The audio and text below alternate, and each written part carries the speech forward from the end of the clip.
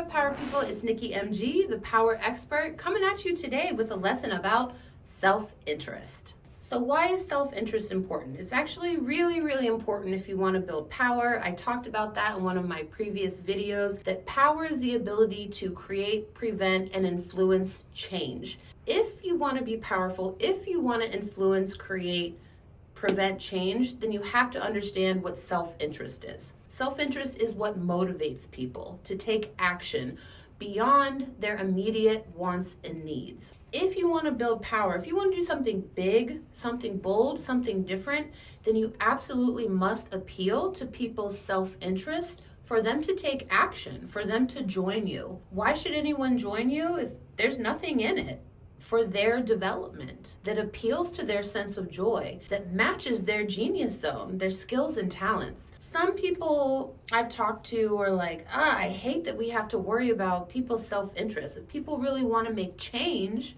then their interest should be because they care about the community. Yes, that is absolutely true. We all do care about our communities, our organizations, where we come from, our families, but unfortunately, it's just not enough. We have one body and one life to live, and we got to make the most out of it. So really, people do their best work when the ask is aligned with their passion, with what drives them, with what makes them the happiest. So how do you find out what somebody's self-interest is? You find out what someone's self-interest is by asking them, by having deep conversations with them about what really matters to them, about what they see for themselves in the future, about why they're here on the team or why they might be interested in joining a team, what brings them the most joy in their daily activities. A lot of times at the workplace or in movement work, people are there because they care about an issue. The tasks that they're doing are misaligned with their actual personal self-interest. This is where you see teams, campaigns going into zombie mode. Even if they have the most genuine intentions of being powerful and creating change, a lot of times you'll have people who are genius at organizing or talking to people get stuck doing administrative tasks. Or you have people who are really excellent at communications and writing, getting stuck organizing things, right? Talking to people. And it goes on and on and on. A lot of times at our organizations, we're creating job descriptions that are based on what we think we need or old models of how our organizations were. And then we're interviewing people, and then people are performing in those interviews. We're having surface level conversations because people need money to get the position or this or that, right? So they're performing to get the position, and then they're in the job, and there's only a fraction of that job that they interviewed for or agreed for that's actually in their genius zone, developing their skills and talent for the place they want to go in their life. So you have people forcing themselves to do work and sludging along that they don't really want to do.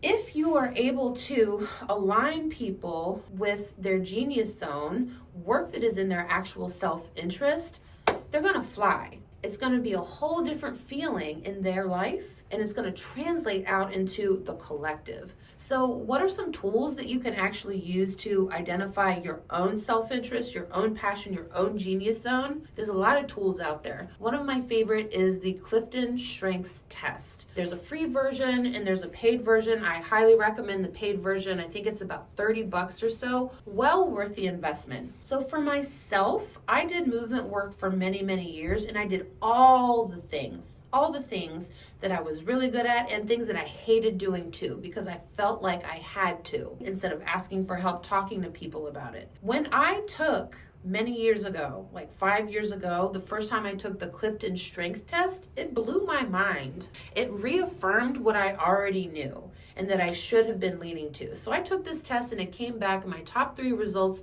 were that I'm strategic, futuristic, achiever, and also a coach. So I knew these things about myself, but I had been stuck in administrative land, operations land, public speaking, and all these different things, and fundraising land. And I am good or capable of doing all those things, but what I could do for hours is strategy. So it enabled me to lean into that and to let go of the weight of doing all the other things and just start interviewing for jobs, making offers for people specifically around my genius. So now I don't accept work that's not in alignment. I'm not doing your operation stuff. I'm not doing your extra fundraising. I know how to do those things, but where I'm happiest and where you're gonna see the biggest transformation is if you let me lead strategy. So what is that for you? And what is that for each person that you're working with? That's what you want to proposition people to do. And this goes for whether you're working with a staff, whether you are trying to build a coalition of other organizations, or whether you're trying to build a team of volunteers for an electoral campaign. Knowing people's self-interest is critical for building power, any type of power. So that's it for today. You can find out more about me and my coaching program at www.nikkimg.com. Thanks for listening up. Power up and power on.